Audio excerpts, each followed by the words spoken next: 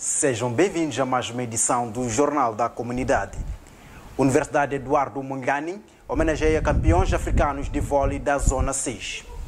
A UEM homenageou no dia 17 de fevereiro as equipas da Académica de Maputo em séniores masculinos e femininos por terem se sagrado campeões africanos de vôlei da Zona 6, campeonato que decorreu de 6 a 15 de janeiro no pavilhão Gimo Desportivo da maior universidade do país. Na cerimônia de homenagem, o reitor da UEM, professor Dr. Orlando Quilambo, referiu que a participação dos jovens atletas deste campeonato foi uma verdadeira aula desportiva, uma vez que foram capazes de deixar em campo valores como a humildade para reconhecer o talento do adversário, a disciplina e o espírito de equipa. A autossuperação.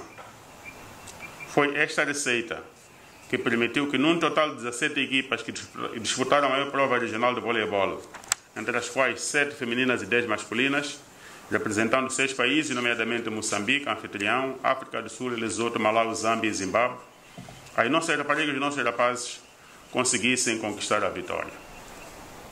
Podemos igualmente considerar que a conquista do Campeonato Africano de Voleibol da Zona 6 foi uma demonstração inequívoca de que a UEM dispõe, no seu acervo, de um potencial enorme de talentos em todas as áreas, incluindo a desportiva. Isso é um motivo de orgulho para a UEM como instituição de ensino, investigação e extensão. Gostaria de realçar que esta inédita proeza é o coroar do que estatutariamente se define como objetivo da Associação Académica de Maputo, que é garantir a promoção do nome da coletividade, da Universidade Eduardo Mondlane e da cidade de Maputo. Por sua vez, o representante do governo, Dr. Arcídio Chabal, disse que os moçambicanos se sentem orgulhosos pela conquista e que deve de servir de exemplo em todas as modalidades desportivas praticadas no solo pátrio. A sede, Secretaria de Estado de Desporto, desejo que o vosso título seja um incentivo para a maior dimensão de desporto do seio académico e geral. A Secretaria de Estado de Desporto felicita os atletas, ao corpo técnico, à direção do clube académico e, acima de tudo, à Universidade Eduardo Mondlane pela conquista alcançada. Os capitães das equipas reconheceram o apoio material e moral prestado pela UEM, alegando que foi crucial para a conquista da prova. Do fundo do nosso coração, agradecemos ao magnífico reitor e toda a sua equipe pelo carinho e o apoio que foi nos dado. Pedir que todos que apoiam continuem a apoiar, porque, como se diz e ouvi em algum sítio, que com grandes poderes vêm grandes responsabilidades. Hoje a Académica é campeã, de certeza que há equipas que gostariam de tirar a Académica do trono ou estando no trono. Então, isso significa que é preciso haver muito trabalho. Esse trabalho não é apenas feito pela equipa que joga no campo, mas por todos os intervenientes necessários neste processo. Na homenagem, os atletas receberam, para além de certificados de honra, prêmios de 15 mil meticais para cada atleta e 20 mil meticais para os membros da equipa técnica, oferecidos pelo reitor da UEM, num gesto simbólico de reconhecimento do esforço. A homenagem aos campeões terminou com um jantar oferecido pelo magnífico reitor. Au, au, au. Académica! Au, au, Zela!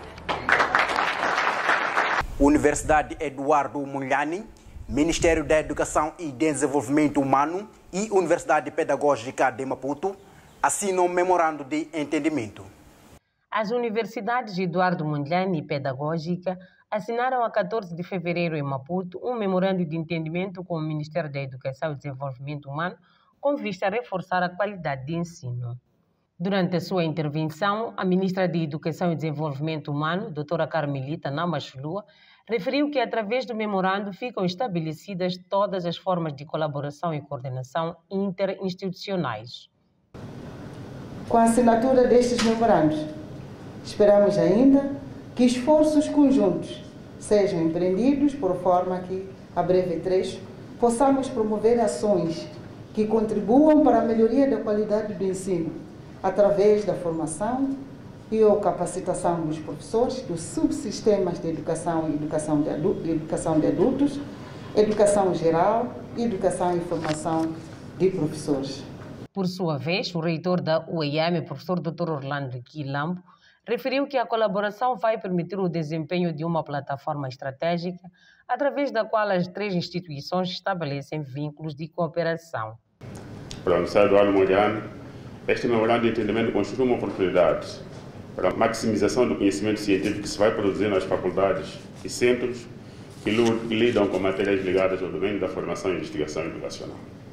Para além disso, a nossa instituição beneficiar-se-á da experiência acumulada no Ministério da Educação e Desenvolvimento Humano para reforçar os seus currícula e aproximá-los cada vez mais ao setor da educação do nosso país. O memorando que hoje assinamos permitirá a harmonização e atuação das nossas 3 instituições na materialização do Sistema Nacional de Educação, em particular na componente dos subsistemas do pré-escolar, da educação geral, educação de adultos e da educação no seu todo.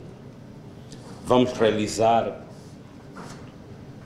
eu espero, e aprofundar as nossas pesquisas e, sobretudo, o material para os nossos estudantes que terão que ajudar na melhoria da qualidade do nosso ensino. A cooperação entre as 3 instituições do ensino irá centrar-se no domínio acadêmico, tecnológico, desenvolvimento curricular, pesquisa, inovação, extensão, supervisão pedagógica, bem como na capacitação de formadores e gestores destas organizações.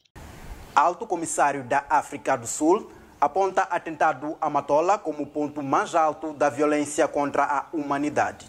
O dirigente, que falava durante uma palestra alusiva às comemorações dos 41 anos do ataque a Matola, evento que decorreu na Universidade Eduardo Mondlane, disse que o apartheid foi uma consumação diabólica desenhada para silenciar a liberdade de pensamento, paralisando deste modo o desenvolvimento dos povos da raça negra através de métodos repreensivos como a introdução de um sistema inferior de aprendizagem denominado Educação Bantu.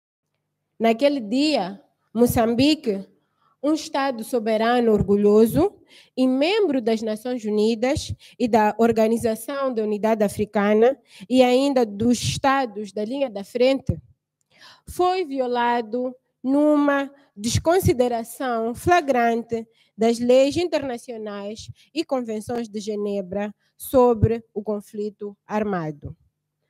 O Estado do apartheid abdicou de todas as pretensões de civilidade e decência e desceu às profundezas daquilo que nós, sul-africanos, já os conhecíamos, como um Estado predador com um apetite insaciável para o derrame de sangue. Aqueles jovens que foram mortos na Matola já tinham passado por violência semelhante nas ruas do Soweto, em Guguleto, em Kaieliswa, em Kwamacho, em Manhau e outros subúrbios, onde as pessoas atreveram-se a lutar e a oporem-se ao sistema do apartheid.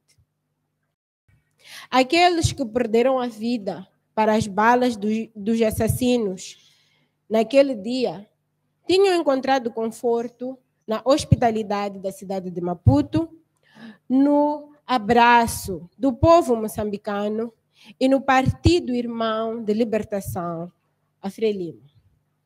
A violência que eles sofreram visitou Maputo de maneira brutal. O apartheid mostrou as suas garras, mostrou aquilo que realmente era. Um Estado brutal que queria exportar o seu histórico de violência para os países vizinhos.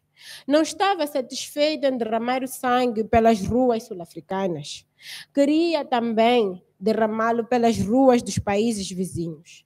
Não estava satisfeito de ter levado à fuga vários nativos daquele país e se deu ao direito de persegui-los além fronteiras e de massacrá-los em pura violação da lei internacional.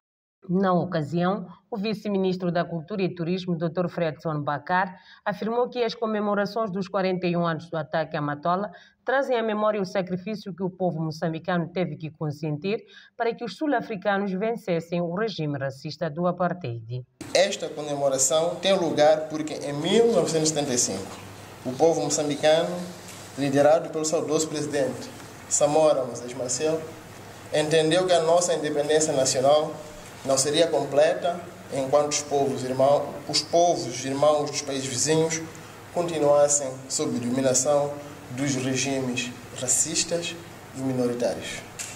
Por sua vez, o reitor da Universidade Eduardo Mondlane, professor Dr. Orlando Quilambo, disse que apesar de passarem muitos anos, os episódios do atentado da Matola prevalecem na memória dos moçambicanos, assegurando que hoje em dia a África do Sul e Moçambique partilham as mesmas ideias na busca de soluções para as preocupações regionais.